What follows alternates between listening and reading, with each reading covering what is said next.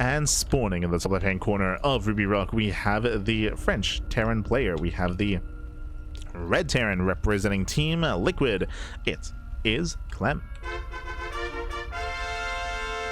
And spawning in the bottom right-hand corner, we have as opponent, we have the Canadian Protoss player. We have the blue Protoss for Basilisk. It is Trigger.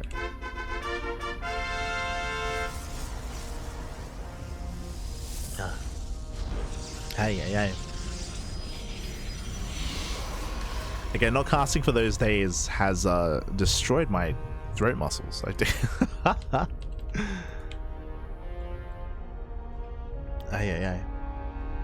I mean by that, I can feel my voice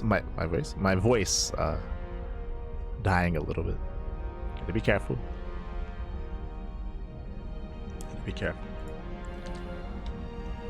There we go. Here we go. As we're getting into our TvP, and of course, welcome to the grand finals, the best of five here between Clem and Trigger. Clem making his way through Solar, making his way through Hero to make it this far. Trigger in the semifinals took down Showtime in a PvP. I mean, Trigger, he has some intense PvP. We've seen him take down players like Classic and players like Hero as well. But how does Trigger compare to Clem? I'll always remember his 6th series in WTL against Maru, where Trigger, it was on, oh god, I remember what the map looks like, but I cannot remember the name of the map. It was from like 3 years ago. But I remember Trigger going toe-to-toe with Maru back in the day, a couple of years ago in WTL. So that's always going to be fresh in my mind where he was popping off. And we'll see how he does perform here. Bearing in mind that Trigger, he has been back on the grind. He did spend some time traveling a couple of months ago, going to SC for All, going to the Ursasaurus event in Canada as well. Constellation Cup, that's it. Stellarfest, there we go. I was blanking on the name. But going to SC for All, going to Stellarfest as well. So Trigger, he has been traveling, he has been competing, he has been on that grind, and he has been improving as a result. Of course, Trigger nowadays is the best player from the Americas. Did this year overtake and surpass Estrella, where typically it was Estrella and Trigger as number 1 and number 2. Trigger being in Estrella's shadow for the past couple of years. But now this year in 2025 was able to excel, was able to exceed, and was able to surpass Estrella. So Trigger now the best player in the Americas.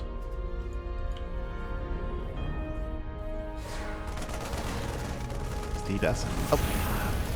Trigger pokes in, delays the bunker, not bad, even sniping one of the Marines. But it is going to be a one-way trip, and the Adept will go down.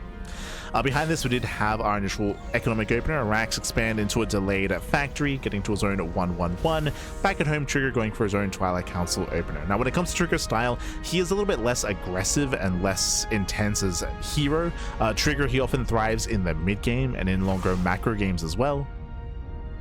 Traditionally, that is the case, but I will also admit that I haven't been casting much of Trigger recently. I will say that. Like, Trigger, he has been streaming a lot, true, he's been streaming a lot, he has been traveling a lot and competing abroad, but again, I haven't had the, I mean, he's not the most active of players, right? He's not like Clem or Hero or Beyond or Classic. He's not playing in all the open cups, in Bigger Start Cup, in WardiTV Monday, in Sparkling Tuna Cup. Trigger, he's a little bit less, or he's a little bit more sporadic in what he signs up for. So I'm ready. I'm excited. I think I've been mainly featuring and mainly casting Trigger in PvP more than anything. So I'm excited to see what he brings to the table here against Terran. Show us what you got.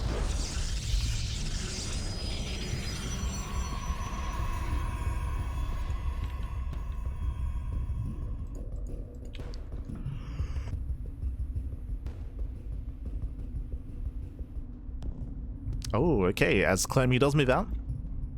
Did open up 1-1-1 into his initial Widowmine drop, and behind this going to his own bio setup. Extra Raxes. We'll see if Trigger can keep up.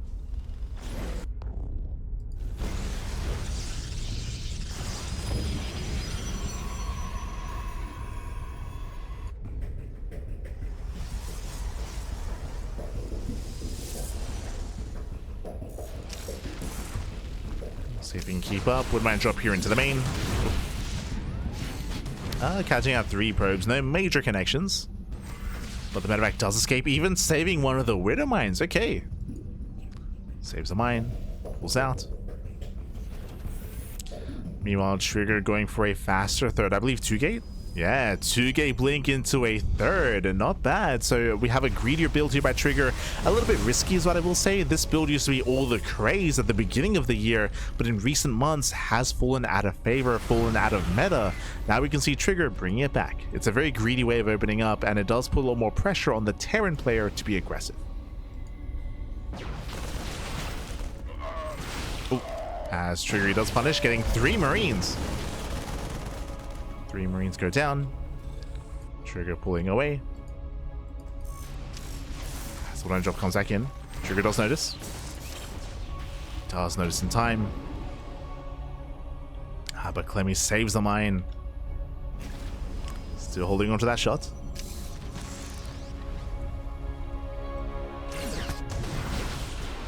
Finally is cleaned up. But again, this does at least distract Trigger, right? It brings back all the stalkers. They'll come back home. Third TC is on the way. Clem, he does spot the third base. It'll see that it's already done. Is aware of the greed of Trigger.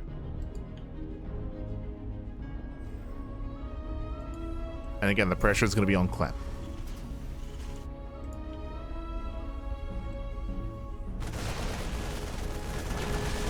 Trigger moves in. Nice denial. Nice delay. Delays the CC. Pulls back those stalkers. Trigger, he is yet to lose a single stalker, by the way. Very nice control. Not losing anything.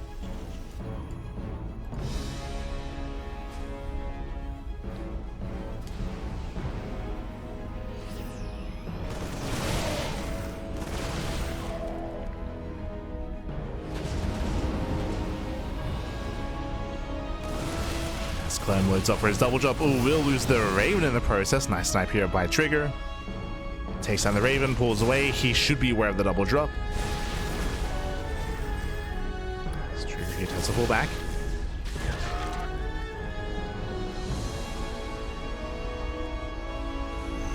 And he does pull back in time. There's a recall back home. Again, he was aware of the drop. And he shouldn't lose too much here. He'll lose the pylon. Warping is denied, but he will snipe those medevacs, getting one. And barely doesn't get the other. But nice cleanup. So better engaged here by Trigger. You can see him try to intercept. Getting ready to here at his third. And even as Clem gets his third base up and running, Trigger already has his fourth on the way. You can already see just how clean Trigger is here, at least macro-wise, compared to Hero. Time and time again in Hero series versus Clem, Hero, he had a very hard time getting his fourth base up in time. Very often, he wouldn't even have his fourth by this moment, but Trigger, his is already on the way, and he applies pressure to protect it. Apply pressure, catching out the first tank. Oh no! Okay. I had to blink forward for it. Risky blink, but he does get the tank at the same time. Zealous to hit the natural. Prism into the main base. Stalkers towards the third. And Clem being pulled apart here. We have a tri-pronged attack. Where's the warp in? There it is, warping into the main. Keeping Clem busy. At the same time, Clem dropping mines here into the third base. 7 probes go down. Ooh, for up to 10 SCVs. But we did have a back and forth. Sniping a Marauder. Losing up to 11 workers. So a slightly better trade here for Trigger, bearing in mind that his fourth base is now done. So making 4 probes at a time. Prism somehow survived, going for another warp in. Trigger pushing forward. Can he get the eBay? Oh no! Unfortunately, a miss rally here. Trigger miss rallies, losing an Immortal. Pretty big loss. But Clem having a hard time. His armor was left idle. 5 SCVs went down. Clem, he was distracted. And he'll lose another set of Marauders. Not good. Be careful with the rally, Pappy. Not again. Save the Colossus.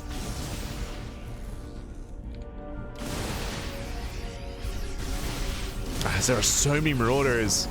Yeah, Trigger here extends. Here extends. The Colossus should not have been here. A massive snipe. On the one hand, yes, Trigger was getting some economic damage, but these have been some hefty losses, losing both the Colossus and the Immortal earlier as well. Those are meant to be his power units. They're meant to be the backbone of his army. Not anymore.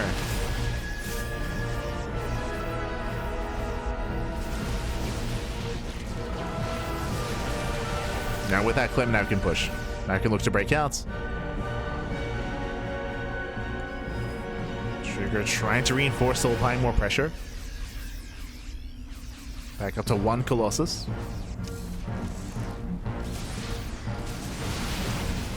Oh, true, that is something that we have seen from Trigger as of late, is going for a more disruptor-heavy composition. I mean, in general, that's how the meta's been shifting into more disruptors.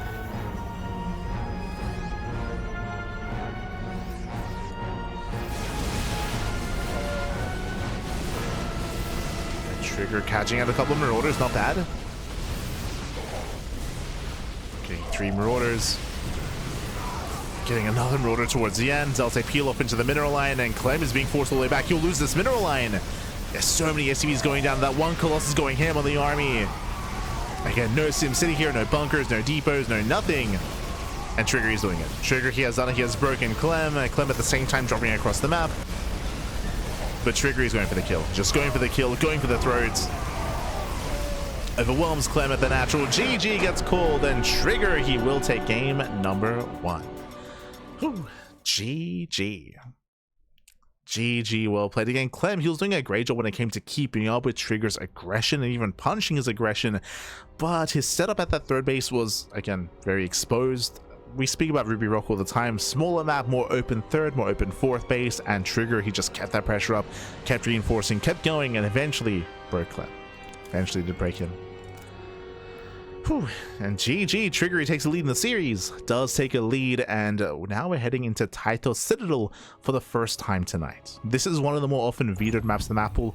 Honestly, it's a very awkward map as well, but it's a best of 5, so hey, we get to experience some of these otherwise vetoed maps. As spawning in the top left-hand corner of Taito Citadel, we have the Red Terran player, the Red Terran, the French Terran representing Team Liquid. It is Clem. And spawning in the bottom right hand corner, we have as opponent, we have the Canadian Protoss player, we have the Teal Protoss for Basilisk. It is Trigger. Here we go. Very quickly touching on how Trigger was able to overwhelm Clem. Something that we did mention, something that we did emphasize in the beginning, was Trigger getting a better economy than Clem, even better than what Hero was able to achieve in his series. I'm referring to the fourth base. Remember, Trigger, he went for a 2-gate blink into a very fast third, into a very fast fourth base as well. And for the most part, his economy was left untouched. Yes, there was that moment where Clem was able to get a Widowmine drop off and get 7 probe kills, but Trigger killed 11 SCVs across the map at the same time. So that damage wasn't enough to really to really stifle the economy of Trigger the way that Clem was hoping for. So Trigger, he still maintained a better economy, and with that, that's why he was able to afford so many zealots. We just kept warping in wave after wave of zealots, whether it was in the main base of Clem or whether it was reinforcing Trigger's army, and eventually he did break and overwhelm Clem, thanks to how small the map was as well, to be able to reinforce that much faster. Able to reinforce. Remember, he wasn't reinforcing his army with the Warp Prism, he was harassing with that. He would just warp in back at home and just walk up with those zealots and keep that pressure up. But here we go. Here we go. We're now loading into game number 2, and we'll see if Clem can bring it back. For the time being here, we do have the Rax Expand economic start out of Clem. Meanwhile, Trigger is scouting for proxies. Okay, hold up. No, my apologies. He's not scouting. Are we going proxy Stargate? Pylon is being thrown down, Cybercore is halfway done. Do we go for the Stargate? Now, proxy Stargate is really risky. It has a lot of potential to get some damage done, but if it gets scouted and if it fails to get any economic damage, then you will fall behind. This is a really big commitment into a tech structure, and yep, there it is, proxy Stargate. Remember, when you go for a proxy Stargate like this, you're delaying Blink. You're delaying your Twilight Council, you're delaying Blink, you're delaying your follow-up, you're delaying your gateway composition, like, upgrades. That's why it is a big risk. We'll see if it pays off. Oh, hello. Meanwhile, we do see that Clem is going for not a starport, a second Rax. So he's going for a 2-on-1, maybe even a 3-Rax setup as well. Hyper aggressive here by Clem. Clem is going to be delaying any kind of drop play, any Medivacs, any Raven harass, any Banshee harass, instead for a heavier and a stronger bio composition and earlier stim. So a heavy bio setup. Fixated on his army. Getting a safety Cyclone. Oracle's on the way. Clem, he will have the tools to defend. We'll see if he's in position. Yep, there it is, third Rax. Typically, when you see a third Rax like this before the starport, that's usually indicative of an all-in. Technically, you can still expand with this, but very often you just see like these massive timings where you just pull the boys and you commit. Here we go. Cyclone is already here at in the main. Fun fact, Clem didn't scout. Clem, he has no idea what's going on, but the Cyclone's in position, the Oracle goes in, and so far he gets one SCV. He gets one SCV. That is not good enough. Oh no! Oh, there's no space. There's no room. The recall is just in time. Saves the Oracle, but so far this has not been worth it. Rough start for Trigger. Here comes the second Oracle. Aye. Twilight Council just now beginning. 2 more gateways, late third base. So late third base, late Twilight Council, late upgrades. And 0 damage with the Oracles. Now, the one silver lining here is that Trigger kept them both alive, right? He has 1 Oracle outside the main, he has 1 Oracle outside the natural. Thankfully, he still has them alive. He can still find some damage. Gets 1 more SCV. So that's 2 SCV kills so far. It's something.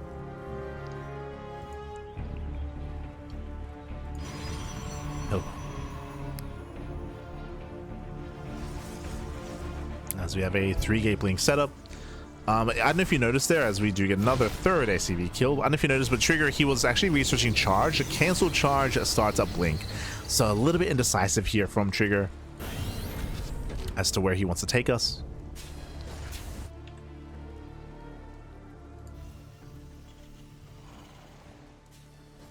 As both Oracles do meet up. Oh, and Trigger, I mean, we already noted that he had a late third base. It's even more delayed. He's going for a Templar Archives. He's going to Storm before the third. This is 2 base all in. Yeah, it's straight up 2 base all in by Trigger. I like this. Considering how far behind Trigger is, this is his best chance. Like, this is his best opportunity here, is just go for the all in. Oh, does he go for the gold? Okay, Trigger, you have my attention. let's go, Bobby. Let's go.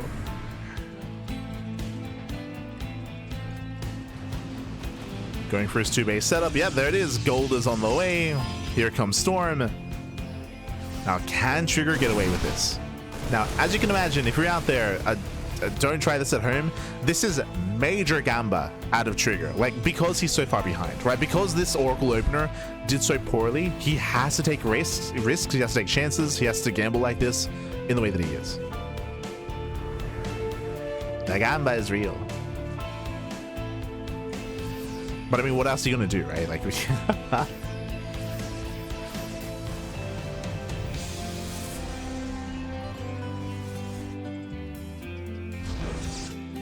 Clem is moving out. Storm should finish up in time. Now, the goal here is for Trigger to survive the push, to reveal his Storm, and to hopefully make Clem believe that there's no third base. And then Trigger can just macro from there. First things first, survive the push. Army gets spotted. There are 3 High Templar, 3 Storms.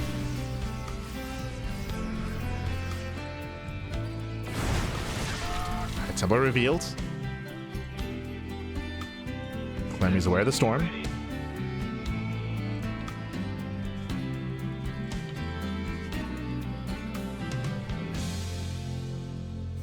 He pulls away. Yeah, I mean, this makes sense. Clem believes it's a 2 base all in. So Clem, he backs off. It's all about defending. But he does peel off a Marine. He has the wherewithal to check, and he will confirm the gold. Clem knows. Yeah, Clem knows, now he realizes, hold up, that's not a 2 base all in, baby. Trigger knows that Clem knows. Clem's army is split up. Fighting with Harvest forces and massive Storm. Gets a medevac. Gets 1, gets 2. Oh my god. Takes out both medevacs. We do have 2 more Storms available, at least 2. So far, better catch from Trigger. At the same time, we do have a drop on the right-hand side. Trigger, he has a handful of Stalkers. He's going to be reliant on these stasis traps. Nice setup here by Trigger. Observer spots the army.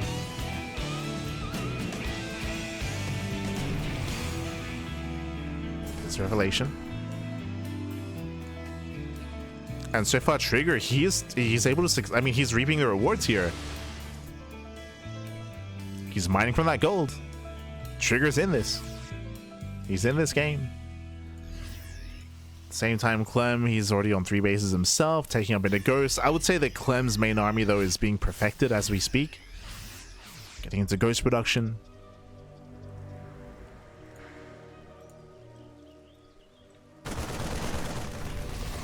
But similarly to last game, Trigger is going to have a massive influx of minerals for mass zealots, right? To strictly just overwhelm. It's going to be a very cheap army. It's going to be a very low-tech army. But the goal is to just kill Clem, to catch him with his pants down, to break this position. We'll see if he can.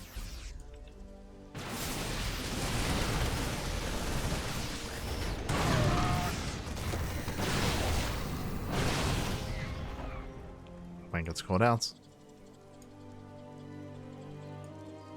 Clem is being active. Uh-oh. Does find Trigger. Trigger, he was on a move there. He will lose an Immortal. Massive pickup. Decent storm with the EMPs. Takes out the Prism. There's a High Templar inside. So better trade for Clem. Trigger down to 4 High Templar. No War Prism.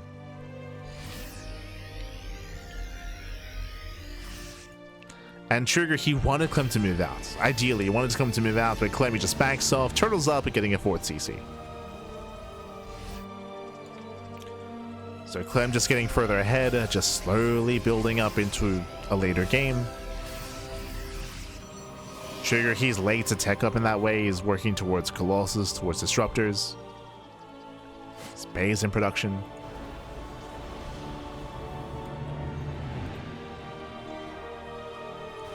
And we're still in a very tense game state here.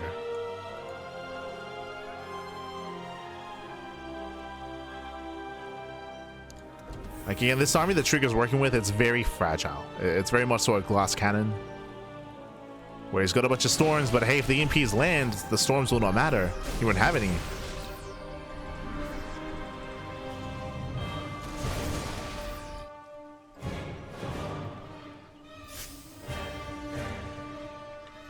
Clem does slip by. Simming into the natural. Catching out the robo. Depowers and will get a kill. Ooh, Trigger turns everything back around again. Trigger completely out of position. The pants are down, pappy. The pants are down. As everything gets depowered, even going for the kill on the Nexus.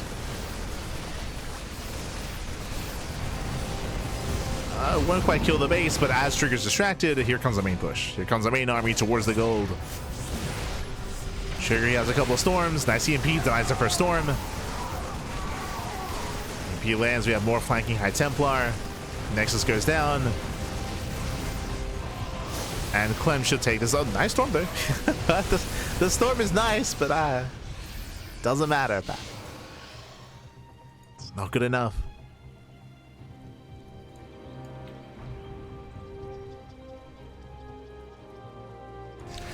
And again, it is impressive that Trigger was able to make a game out of this, but he still wasn't quite able to recover. As we mentioned before, like, he was hoping for Clem to maybe be overly aggressive or have a late realization as to what was happening. But Clem scattered pretty early.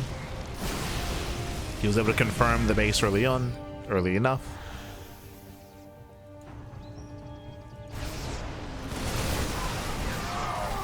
Storms are coming in. Ooh, Prism goes down. There were 2 Templar inside.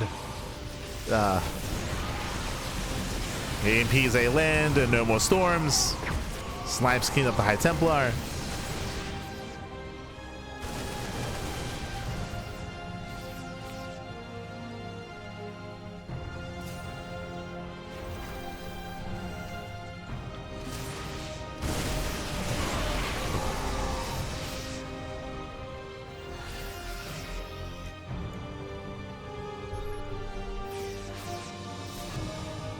Trigger trying to amass an army. He's trying, pappy. His scan confirms there's still no goal base. Wasn't retaken. Clem is maxed out.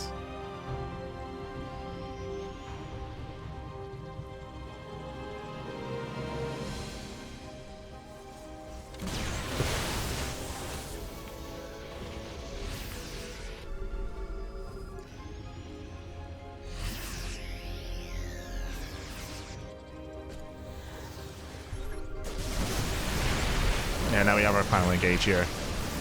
There's going to be a couple of storms left over. I believe he has 2. There's a first. Not a bad storm. We have attempted flanking at Templar. EMPs a land once again. Oof. Catching another Templar.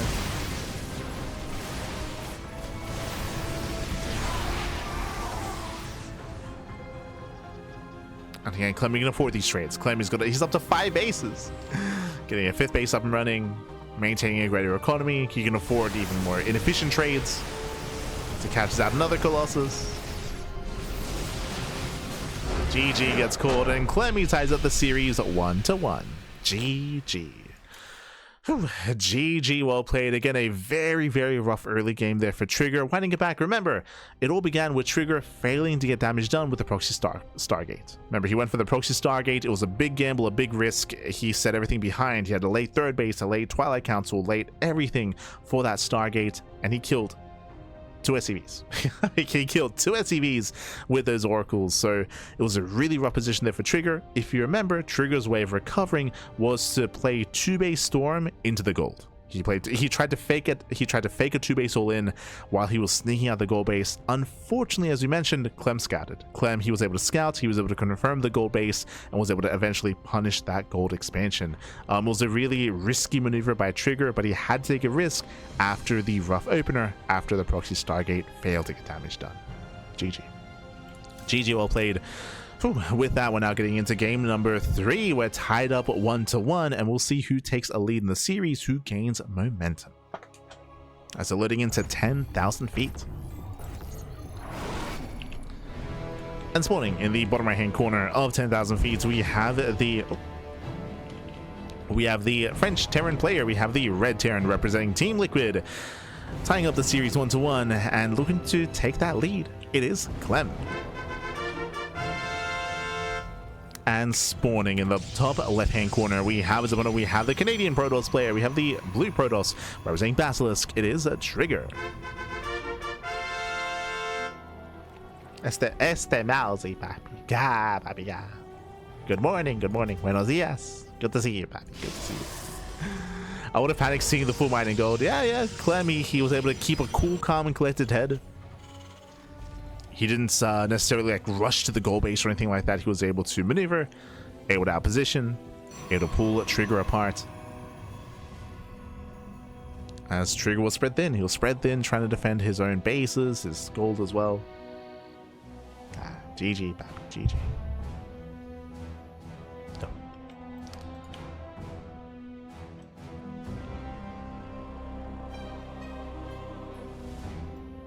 Buenos dias, Ninja Turtle. Buenos dias. So now welcome to 10,000 feet. 10,000 feet, of course, is a much smaller map of the map pool. The smallest map, or I should say the shortest rush distance map in the map pool. So aggression is heavily favored here, especially depending on how our players do expand, whether we expand towards or away from each other. We often do see a bigger commitment into gateways or just more aggressive builds all around from both Terran and Protoss players alike. Once again, Clem going for an economic start. Every game in this series, he has gone for a Rax expand. We have not seen a double gas opener yet out of Clem. Not yet. As Clem sets up back at home, Trigger of course did probe scout, did confirm, bearing in mind that Clem did proxy hero in the last series in the semifinals, so Trigger is being vigilant, just ensuring that there are no shenanigans, as Clem has shown he's willing to do so.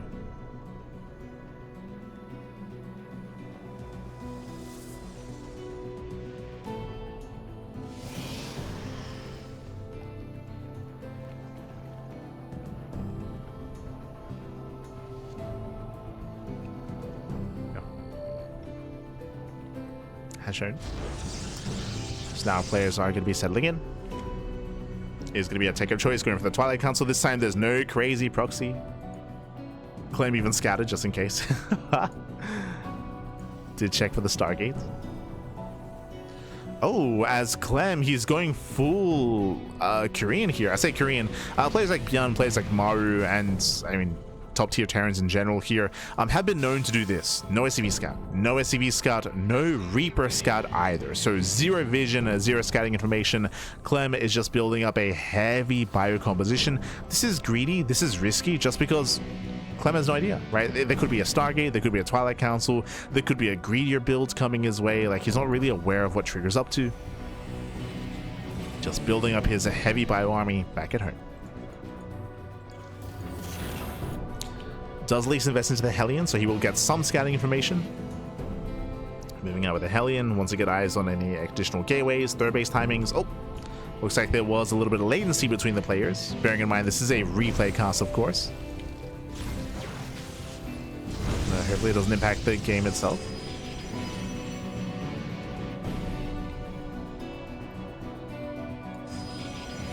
As Trigger, he's opening up 2-gate blink into a third. Okay, once again going for a greedy build. I say once again, Trigger, he went for this build and went for this opener. Oh, my apologies. Yeah, went for this opener in game 1. So 2-gate blink into his third. We saw this in game 1 on Ruby Rock, where Trigger was able to overwhelm with a greater economy. But here comes the early push. Remember, we have this many Marines, and this is not normal, but we have this many due to the opener of Clem, due to the lack of Reaper and the early reactor.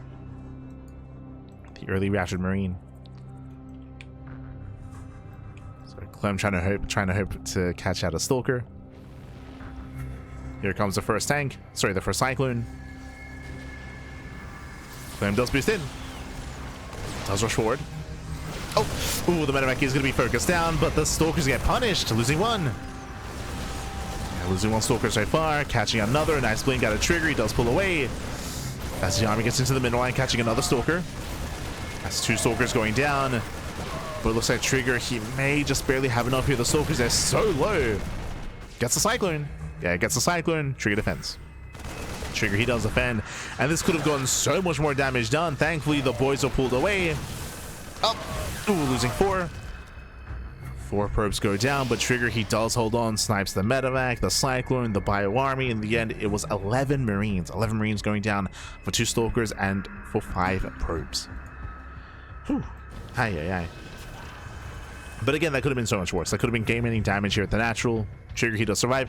Now, bearing in mind that Trigger, he did lose 5 probes, but remember, he could afford to do so because Trigger went for a greedy build. He went for the early third. So he went for a much earlier third base. This build was meant to give Trigger an economic lead, and he does have a decent economy, but it should have been a little bit greater here. So Clem has done enough damage here to more or less even things up. As the pressure was on Clem to deal some economic damage. So able to even some things up. Clem from here getting his own 3rd TC. Trigger should soon be getting a 4th base. Now, the momentum that Trigger had in game 1 shouldn't be here in game 3 because of all that economic damage, right? Trigger, he has to rebuild those workers. His 4th base is going to be later as a result. More probes going to be going down. Nice harass here out of Clem. Getting 2 more probes, 9 more mining. Keeping Trigger in check.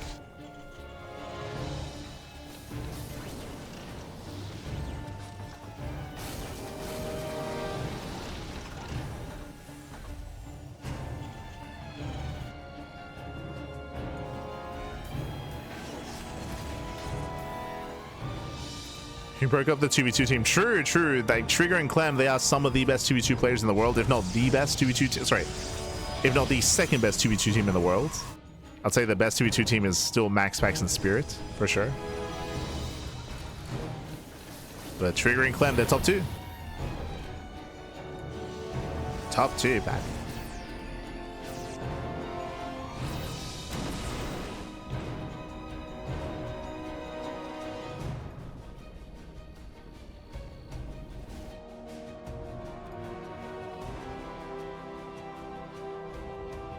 As Trigger is going to attempt to apply pressure to the 3rd base. Wants to delay overnight mining. Observer got spotted. Trigger jumping into the main. And there's nothing quite in position. Oh, as Clemmy does find his opponent, he does find Trigger. The first tank is going to go down, and Clemmy gets caught off guard. They're losing 1, losing 2, losing all 3 tanks. Aye, this should not have happened. All 3 tanks go down. Nice engage by Trigger. He does reinforce. He can just keep pushing. Yeah, he can't just keep pushing now. There's 0 tanks to defend. The boys are being pulled. Clem caught with his pants down.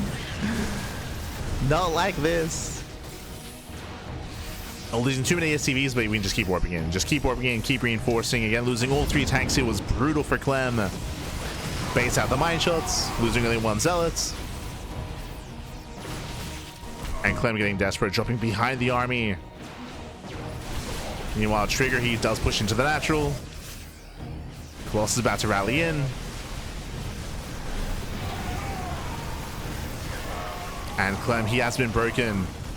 The Colossus does waste some DPS here on the building. And may even lose the Colossus, but GG gets called. There's just too many losses, and Trigger, he does take a lead in the series, 2-1. GG. Whew. GG, well played. Again, Clem, he got caught with his pants down as he moved out down the ramp. The army was waiting for him, and he lost all 3 tanks. Losing 3 tanks immediately was a brutal start to the fight. That was meant to be the backbone of Clem's army. To lose it in the beginning meant that he had nothing to keep up, nothing to defend the ramp, to defend his third base. To defend his third base, to defend his natural either. GG, well played. One small slip up can cost you the game. And with that, Trigger, he is 1 game away from claiming the series. Let's go. Let us go as we are loading into game number 4 here. Trigger one of mass is all he needs. Clem has to win this game to force the ace match as we load into Mothership for the first time tonight. Loading into Mothership.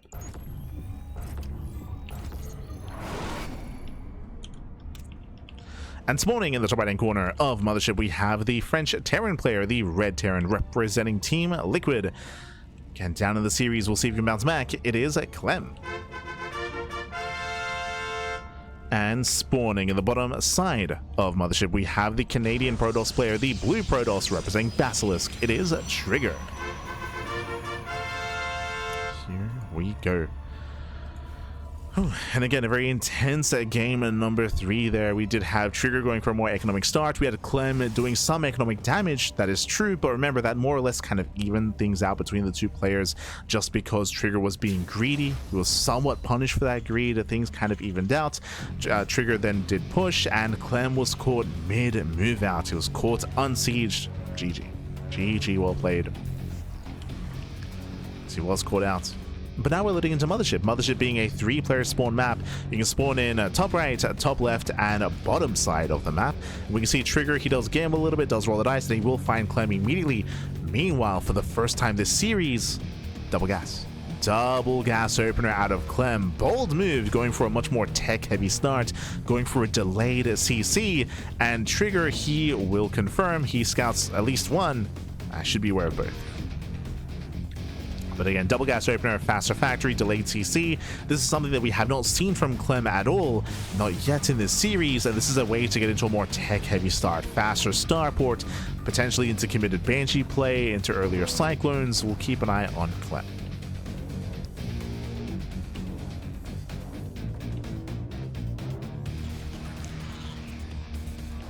Trigger once again poking in. There's that factory in production.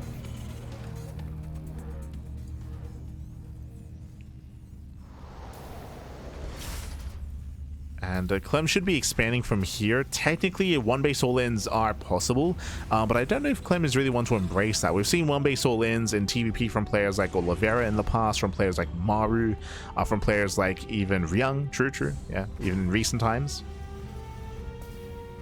Clem doesn't strike me as that kind of player, especially on Mothership though, and there it is, CC on the low ground. True, he's still looking as well. True. Clem searching for Trigger.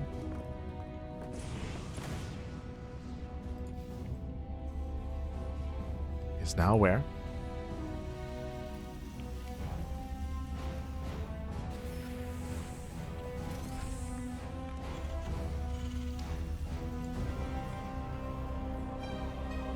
He's aware of the spawn location. Behind this, getting into his own 111 as we did mention. Again, faster starports.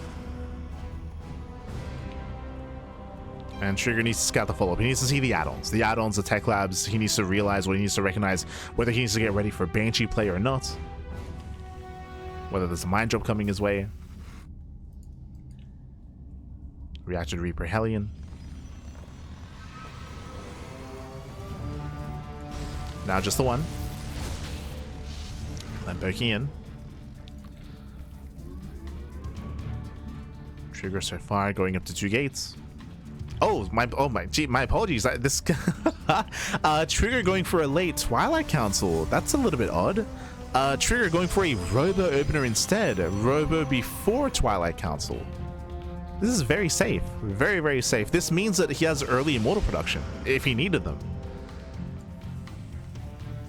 Early Observer as well. So very defensive opener here by Trigger.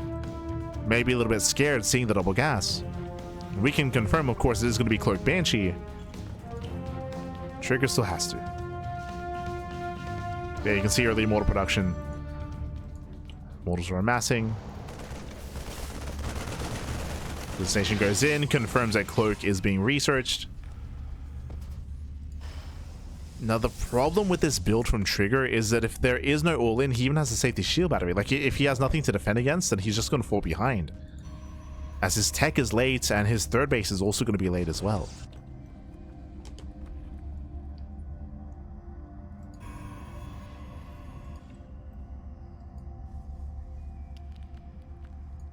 See how the build shape up.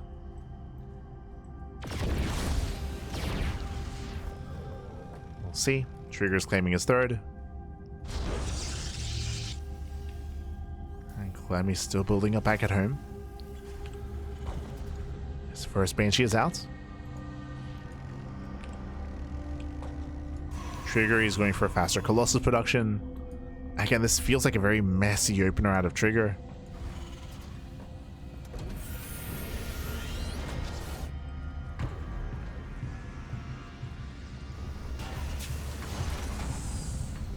I'll say messy is like a very safe opener.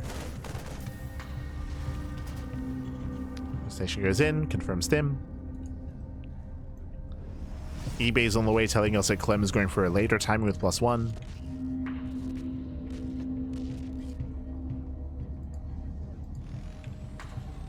And thankfully there are 2 observers. Remember Trigger, he scouted the tech earlier. Despite that the Banshees, they find a sentry. Gets 1. Sentry goes down. Nice start here for Clem.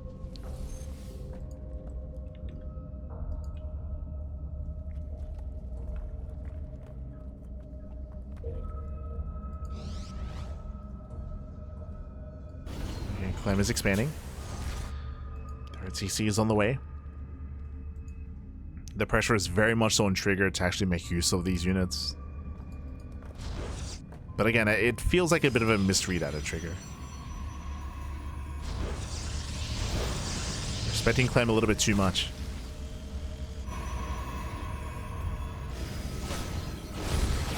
Nice damage, getting 2 probes. Clem, he finds 2 workers. Behind this, getting into stim, +1, building up his bio, going for a later push. And I would say that Trigger kind of set himself behind here. Just delaying his third base, delaying his Twilight Council, investing into the earlier Immortals. Doesn't feel like it was quite worth it. Oh. As Trigger's distracted, losing 2. Yeah, 2 soldiers go down, distracted by the Banshees. These Banshees, they get 8 probes across the map. Nice damage here by Clem.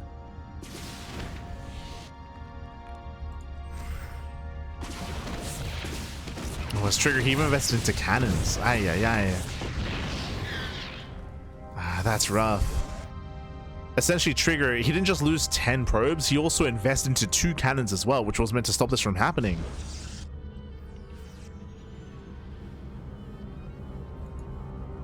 So rough mid-game out of Trigger.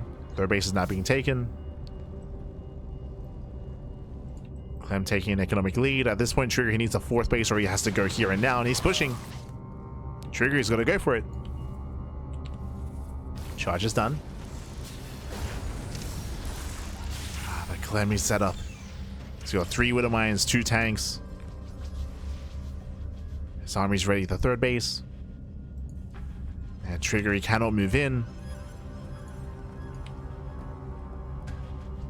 Trigger looking for another opening. Rotating to the center.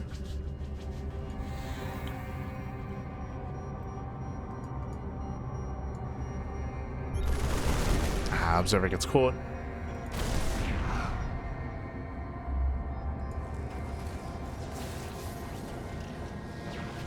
And Clem will hold. Yeah, Clem, he holds. Trigger, he's just expanding, getting a 4th base. Trigger, he has no intention of pushing anymore. He's missed his window, he's missed his timing. If there even was one.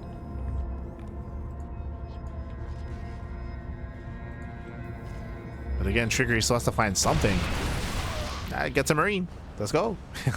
Gets a Marine. Pulls away. And this is when things start to get scary. It means that Clem, he has a greater economy. He can start working towards a 4th CC. His 4th base is already halfway done. And Clem can look to build up, turtle up, and be the first to max out. To max out with a heavy Bio Ghost Liberator composition. That is kind of like the end game here for Terran in TvP. Typically, the Protoss player should have a greater economy and should be able to contain the Terran on 3 bases for a little bit longer, but that isn't the case in this game.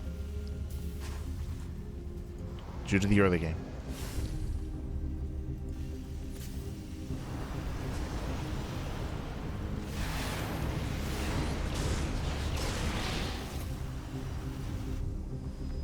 Players are building up. Now there are going to be opportunities for a Trigger to maybe catch Clem out of position and try to outposition him and hit the 4th base and counterattack. The bases are very spread out here on Mothership, true.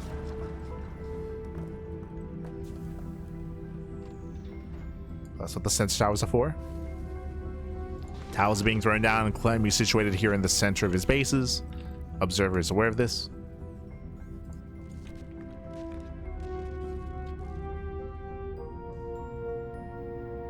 And again, Clem is almost max. It's going to be a very passive mid-game, again, just because of how the builds have panned out.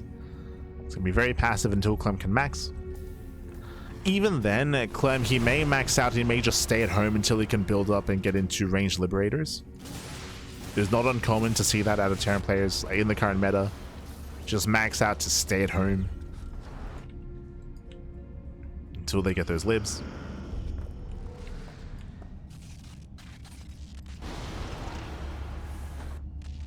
But we'll see.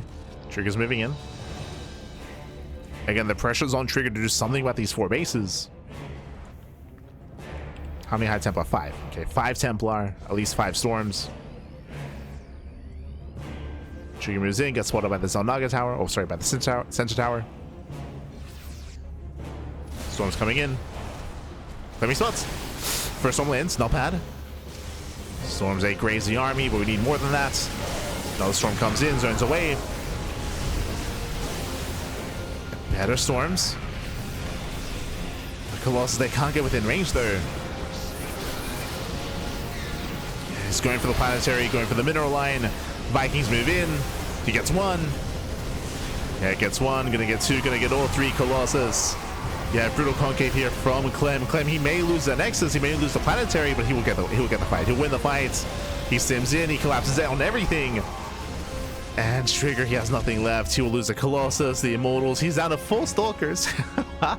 And sure, he killed the base. He killed the planetary. It wasn't worth it. It wasn't worth it. He lost everything in the process. We have Clem still with a maxed out army. That was a brutal fight for Trigger. It was brutal, pappy. This is all that's left. No. He's warping in back at home, and yeah, again, just a brutal engage there. I don't blame Trigger. Trigger, he was in a rough position, like he had to do something, but before Clem's army is perfected even further. But Clem was in position. He had his concave. He was ready, Pat. He was ready.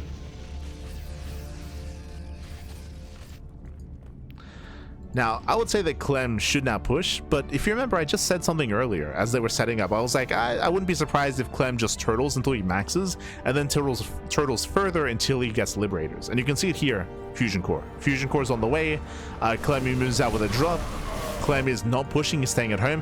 Clem, he's up in supply. He was up like, what, 40, 50 supply a moment ago? He could have pushed, he could have tried to kill, but just because of the way that the warping mechanic works, because of the way that storms can hit, and because of reinforcements with warpins, like a lot of Terran players are adverse to pushing even after winning a fight, and they just chill, they just turtle, they just wait for libs. And here we go, the Fusion Core is now done, we can get into range. And Clem is just going to stay home. He's just going to stay turtling up back at home. Now, this is going to give Trigger the opportunity to max out, to remax, and to do it all over again. True. He does have the option, the opportunity to do so, but remember, Clem's army is still getting better over time. He's getting 3 upgrades, plus 2 ship weapons. Fusion core is done. We should soon be seeing advanced ballistics. Oh, actually getting the medevac upgrade first. Okay. What's it called? What's it? Oh, EPs are landing. Do you have a storm though? Storm sends away.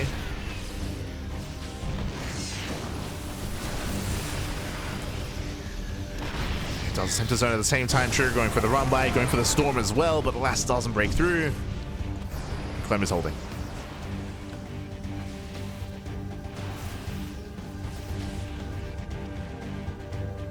Optic flare, Kappa.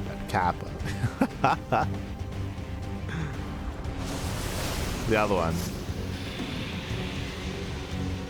Caduceus reactor, there we go. Caduceus, I guess? Sure. Medevac upgrade.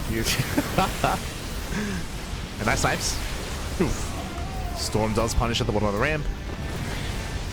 Reinforces, they go for the planetary. But there's not really much here. And Clemmy rotates in time. He rotates over. Catching at the Templar. Catching at the Archon.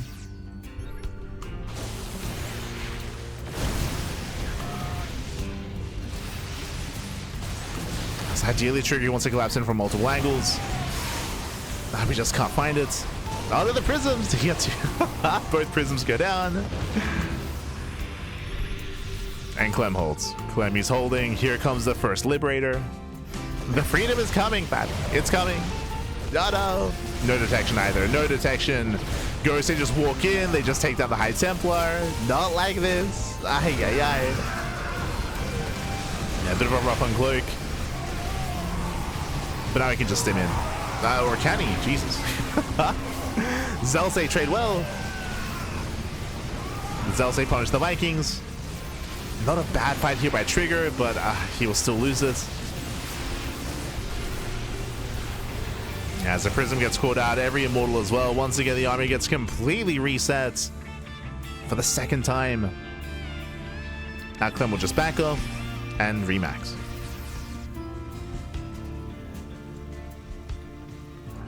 But this time with Liberators. This time there's advanced ballistics, making 3 Liberators at a time. Again, Clem is perfecting his army. Trigger at the same time is mass expanding as well.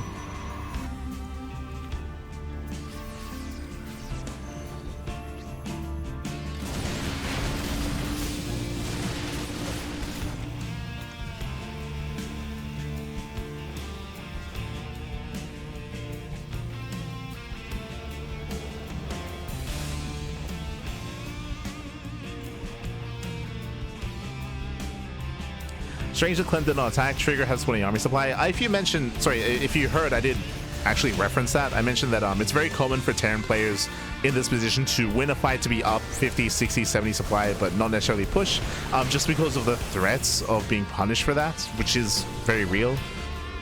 It's not uncommon for a player to overextend. It's just a very secure way to play. Technically it's the correct way to play, because now we have this, right? Now we have Liberators being incorporated. Now we have more Ghosts. It happens quite often. From players like Clem, Beyond, Kior. Yeah, Massey, Jesus, Massey and P on the army. The Liberation has arrived. Colossus trying to kite back. They kite well, true. Colossus, they kite well for themselves, but they're still going to be targeted down. They're losing every single Colossus. All 4 Colossus fall. GG gets called, and Clem, he breaks out, he overwhelms, and we are going to the ace match. GG. Whew. GG, well played. We're going all the way to game 5. Again, just a very, very rough start there from a Trigger, as he was unable to really gain the momentum he was hoping for. I say that it all came down to the openers. If you remember, Trigger, he misread the build of Clem. Trigger, he went for a Robo opener. He went for a Robo before Twilight Council into a very late third base. So Trigger, he was playing from behind. There was a lot of pressure on Trigger to make something happen. If you remember, Trigger, he got an early shield battery. He made an early immortal as well. He got into an early bay. I think it was even a bay before the third base. Like it was I called it very messy. It was just a very, very, very defensive opener out of Trigger, which set himself behind, right? Trigger, he kind of set himself behind, made his own economy worse as a result, and he was just playing catch up. There was a lot of pressure on Trigger, failed to get damage done across the map, and Clem was able to cruise into the mid game. GG, well played. Whew. With that, we're going to be getting into the ace match. It all comes down to game number 5, going to be loading into Winter Madness. Oh boy. Is another one of these larger maps, 2-player spawn map, but larger map nonetheless, has more defendable natural and third bases, even a more defendable fourth base as well. We'll get into it. As spawning in the bottom right hand corner of Winter Madness, we have the the French Terran player, the Red Terran, representing Team Liquid, forcing the ace match, bringing us all the way to game 5. It is Clem. And spawning in the top left hand corner, we have his opponents. We have the Teal Protoss player, the Canadian Protoss representing Basilisk. It is a Trigger. Here we go. Because we are getting into the ace match. It all ends here. It all ends on Winter Madness. Again, Winter Madness being one of the larger maps in the map pool, being more defensive as well. There's a more narrow ramp coming in between the bases. We also have a more narrow entrance here at the third location as well. So we do often see players successfully build up into a 4-base economy. We'll see if Clem can get there. I do feel like there's a lot more pressure on Trigger to try to stop that from happening, to be more active in the mid game. But we'll see. We have seen a lot of success out of Trigger whenever he does go for these more economic builds, referring to these 2-gate blink openers that Trigger has been able to get away with. Can he do it again? Can he do it again? We saw it on 10,000 feet. We saw it in game 1.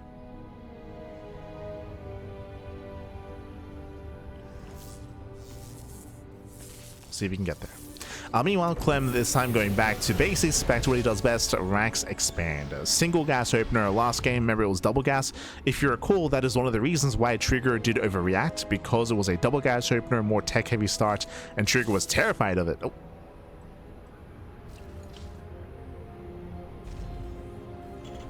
And again, Trigger's reaction hurt him more than anything. But now we're building up into the ace match. CC has been thrown down. And we'll see how many gateways Trigger throws down. That's my big question. I would hope to see more 2-gate blink, but we'll see if he goes into 3 or even 4 gateways. We'll see if he does mix it up.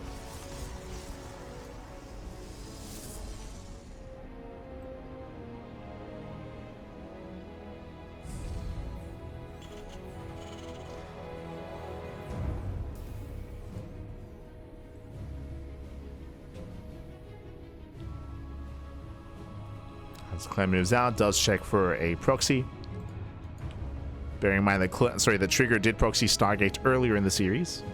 So Clem just checking. Checks the standard proxy locations. And it is going to be a Twilight Council back at home. So Twilight Council opener out of Trigger.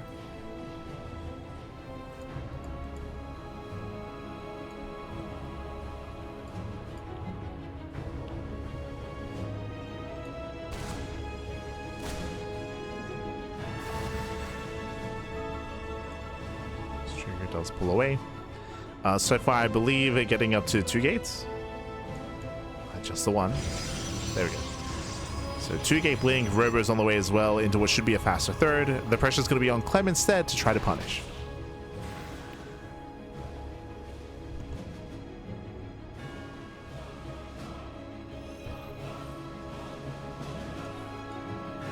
Oh, never mind.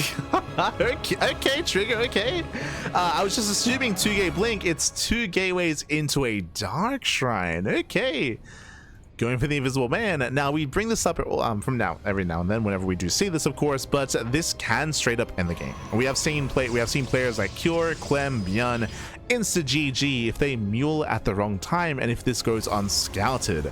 So this has a lot of potential. It's a big risk, it's a big gamble. Of course, Blink and all the other tech upgrades are going to be delayed in favor of this. We have a third gateway as well. This is going to be very committed, and we'll see if Clem can recognize what's going on. Oh boy, as Reaper Hellion does try to break in, zoned away. Reaper Hellion is going to be zoned back. You can see Trigger protecting the Reaper cliff, ensuring that the Reaper doesn't get in. Clem going for his medevac drop. This should scout the Dark Shrine. True. Chop is headed for the natural. Prism moves out. Stalkers are busy. Prism does spot the medevac at least. Uh-oh. And the medevac is going to be denied. And medevac is deflected for the time being. DTs are warping in. Defensive Raven back at home. This won't end the game. At least it shouldn't. Clem is holding onto scans. And he scouts. So what's going on? Oh!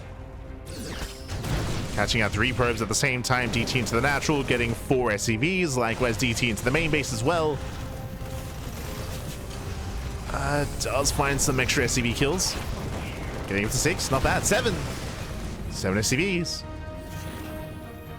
7 SCV kills. Prism pulls back, keeping Clem busy. Also keeping the Raven busy back at home as well.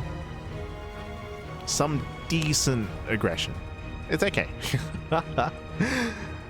I mean, bearing in mind that Trigger delayed his expansion for this. He delayed his base, he delayed Blink. At least he got some damage.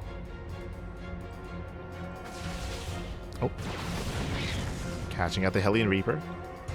Release the Hellion.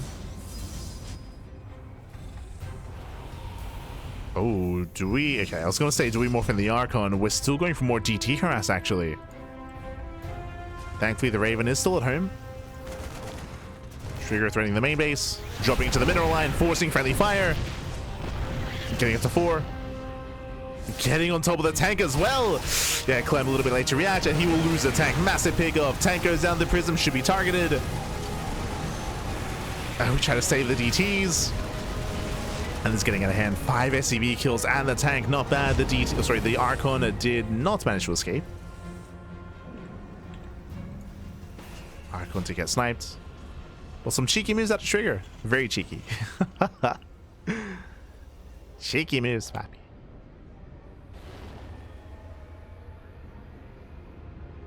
As Clemmy moves out. Clem moves out across the map. We have Trigger staying on a lower gas count. Only 1 gas geyser here at the natural, going into charge, going for a very heavy gateway composition. Stalkers they blink in once again. Remember, there's no tank. Remember, tank production has ended, so without those tanks, these Stalkers can be more aggressive. So Troll moves out. We have a couple of Zealots in position.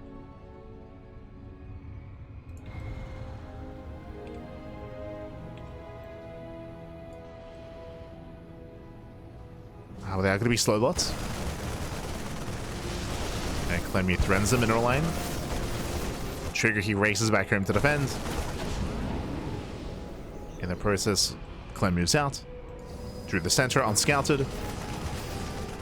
And no observers in position. Trigger, he attempts to get into the natural. Losing 4 more workers, and Clem, he just goes right down mid. Yeah, straight down mid, straight for the Robo. The Robo is going to be targeted. Oof. Forcing friendly fire, not bad. Okay. Oh my god. The Widow lines did more damage than the Zealots. Trigger, he holds. Trigger, he holds on, shuts down one of the medevacs. Nice defense out of Trigger. That was a little supply. He feels Widowmine, man. Oh my god. This Trigger, he has momentum. The War Prism is threatening the main. Trigger moving out to deny the third. Or just to break the natural. It's out 2 mine shots, there's 2 left. No major connections here, and the Prism does reinforce. He's going to keep pushing. Behind this, 0 winner mines, 0 tanks, just a bunker and a handful of bio units. Trigger, he can just go for the kill. He can go for the kill, go for the throat. Clem, he lost too much across the map. Oh, Trigger, he's tempted. Oh no! Yeah, tempted, doesn't quite commit. We have 1 DT getting free damage. Let's go! Forcing out the scan. But now they're reinforcing winter mines. Clem holds. Clem is barely holding on here, denying mining though. Had to pull the boys. Trigger just takes the 4th. Takes a 4th base, no detection, no Raven, DT, more free damage. The Invisible Man. It's pretty good. Oof. As the Raven is across the map. Yeah, the Raven's across the map doing some counter damage. Finally, we get a scan. As we get more DTs coming into the mineral line.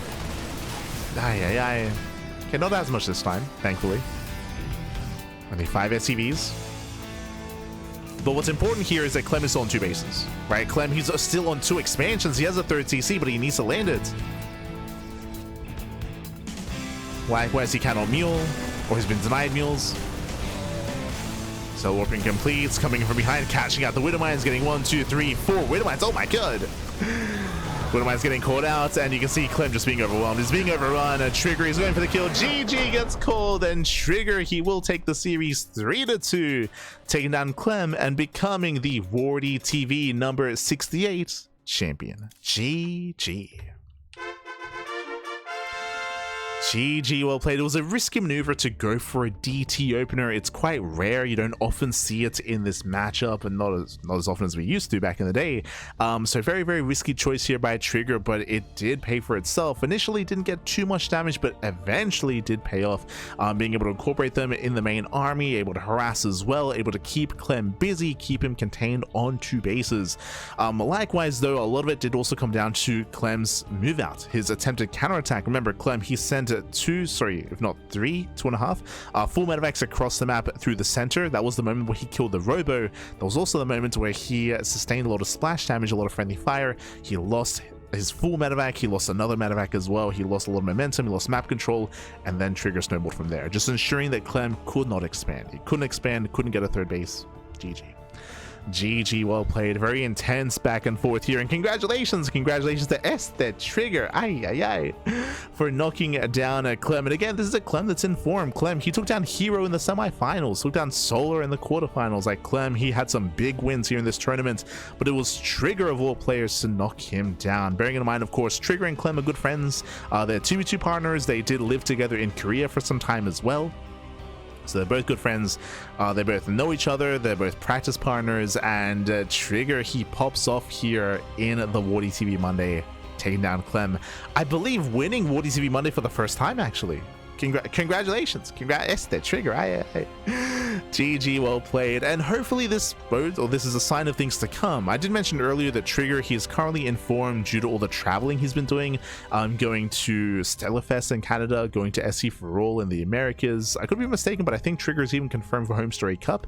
So Trigger has been competing in a lot of events as of late, has been practicing a lot, has been streaming a lot as well.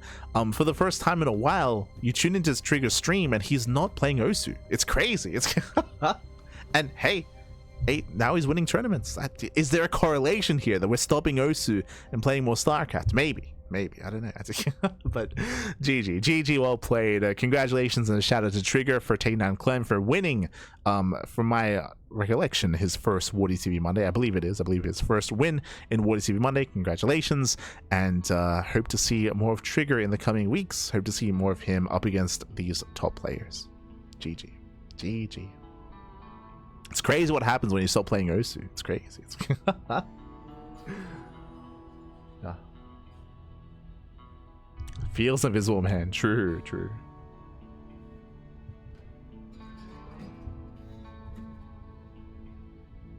Trigger played out his mind. He did. Again, when it comes to the games that Trigger was able to claim, there were 2 games where he went for more economic openers, that he was able to get away with a greater economic start and just snowball from there. And here we had a bit of a more cheeky build instead. It looked like he was going 2-gay blink, but instead he went into a 3rd gateway into DT. So we did spice things up towards the end as well. So great to see some variety, of course, out of Trigger. GG, well played. As that does wrap up our broadcast for the day. Bearing in mind that the WardiTV Monday number 69 should be starting now, actually. I believe it should be starting now.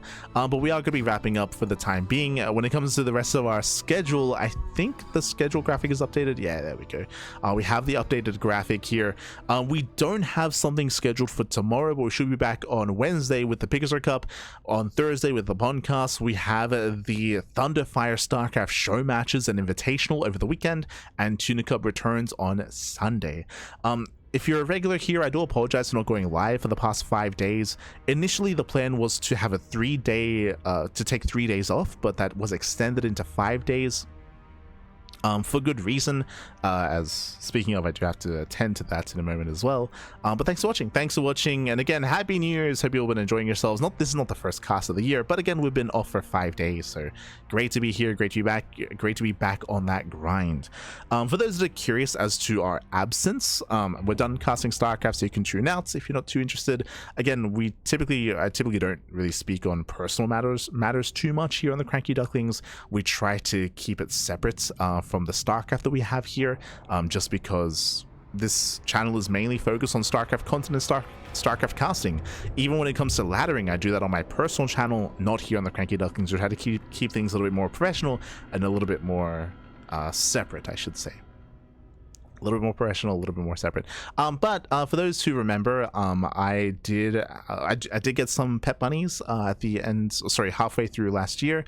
In August of last year, I got some pet bunnies. Have been looking after them. They've been amazing. They've been beautiful, of course. And last week, the reason why we took some time off was because they were getting desexed. I did decide to wait until they were 6 months old. You can get them desexed before that. I think earliest is 4 months, but I wanted to wait a little bit longer to make sure that they were in better health and that they were, a little bit better established before having an invasive operation like that. So I did decide to wait a little bit, and that was scheduled for Wednesday the 7th of January. And things kind of happened there, which is kind of the reason why we took some extra time off. So going into it, I've got two female bunnies, Garina and Chi-Chi, and everything went fine with Garina. Everything went fine. The operation went well. Like she's currently recovering. She has to take medication twice a day.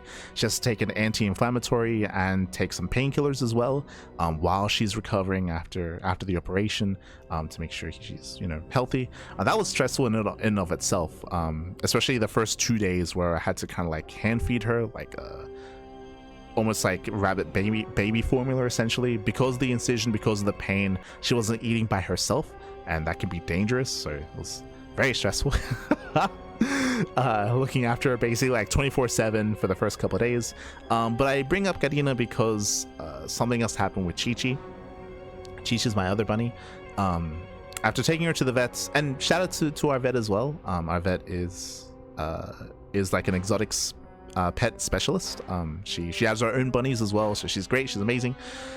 We were called up on the day a couple of hours after we left them off, that something was wrong with Chi-Chi. That her heart rate was very low. It was very, very low. So they weren't going to operate. Like, it was too low to operate on, and they recommended against it, and maybe to like reschedule a little bit later instead, like on another day. So like, okay, that's fine. Couple of hours later, got another call.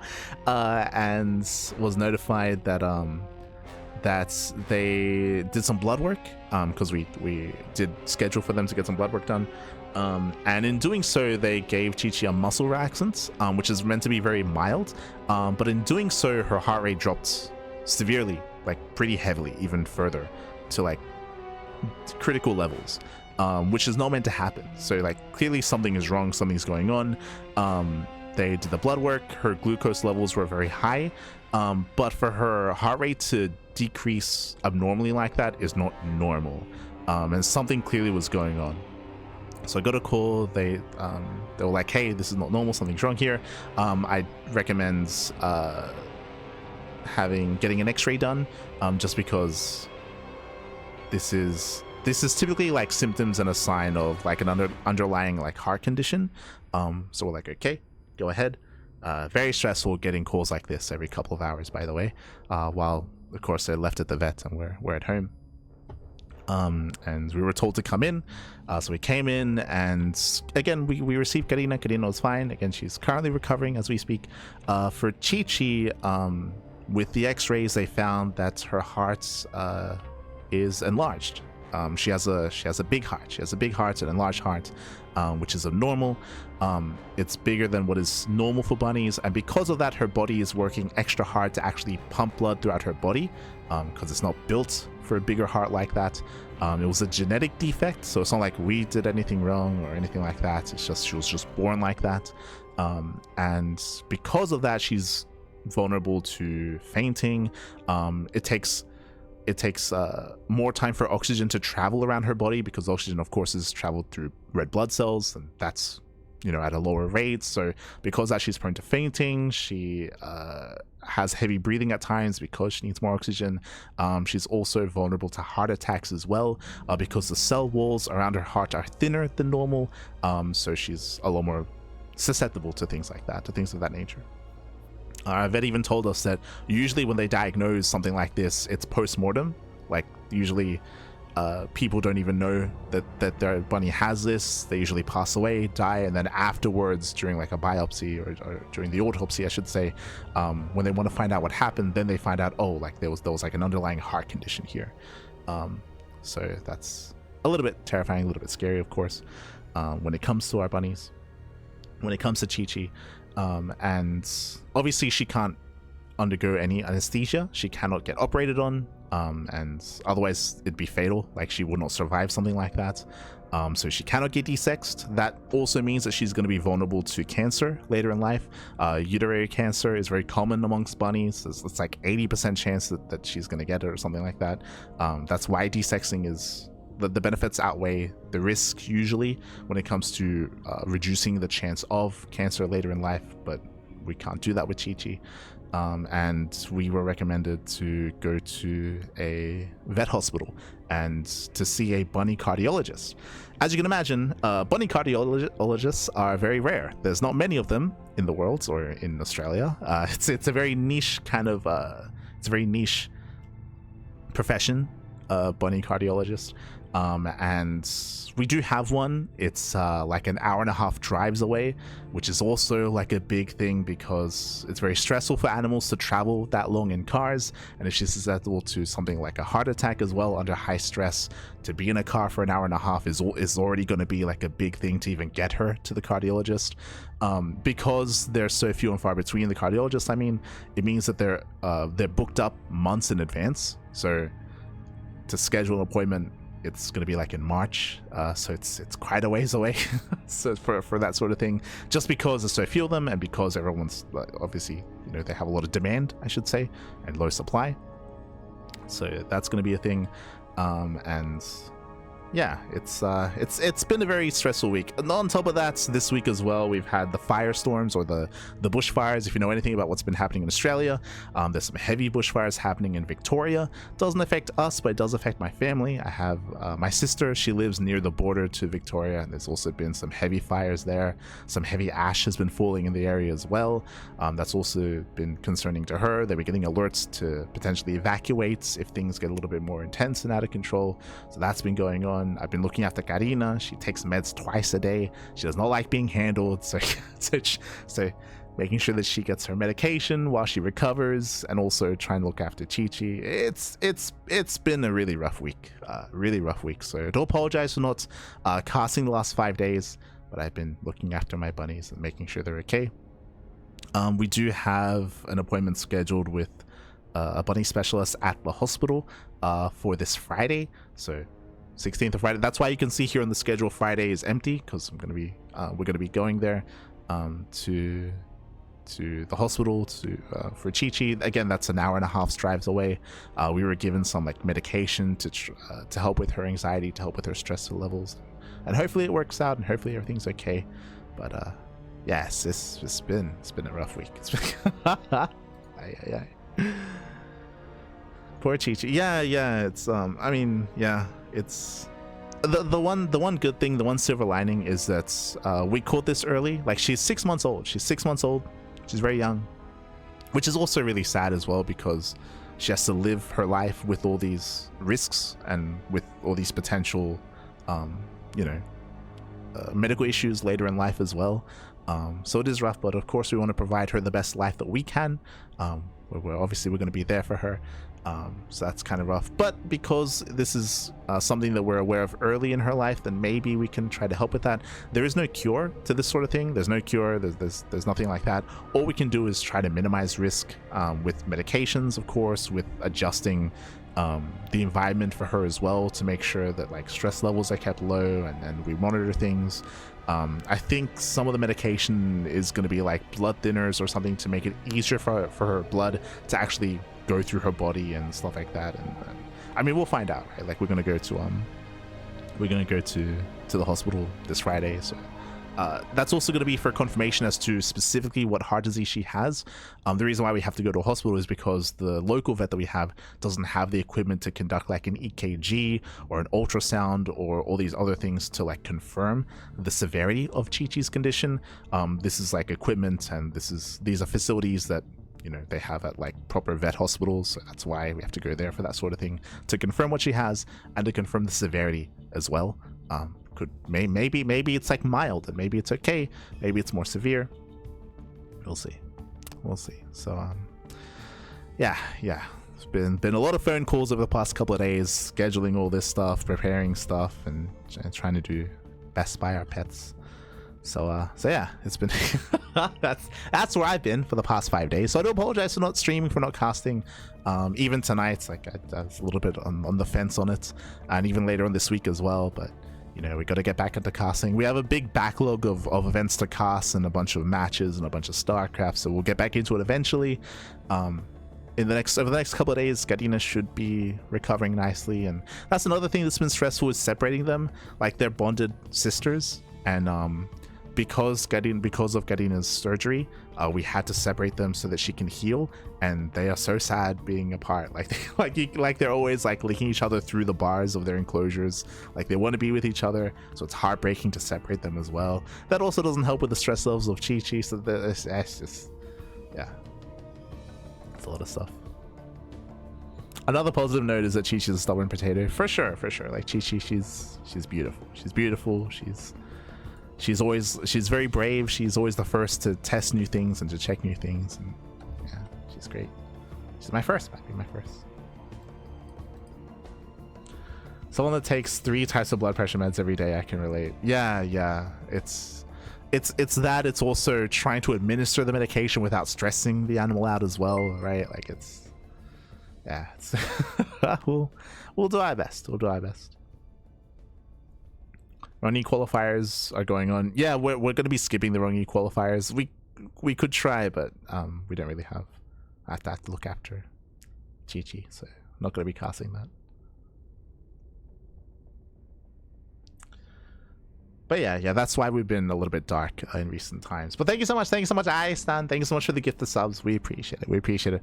Yes, obviously, vet bills have been piling up. It's been very expensive. It was like $500 for the desexing, and I mean, thankfully, I guess that's another silver lining, is we didn't have to pay for 2 of them. That would have been $1,000. That would only had to pay for 1 of them, I guess. But yeah, we'll see. Looking after Chi-Chi. It'll be okay. It'll be okay. But otherwise, thanks for watching. Thanks for the supports. We appreciate it. Stick around. We're going to be giving another StarCraft streamer a raid.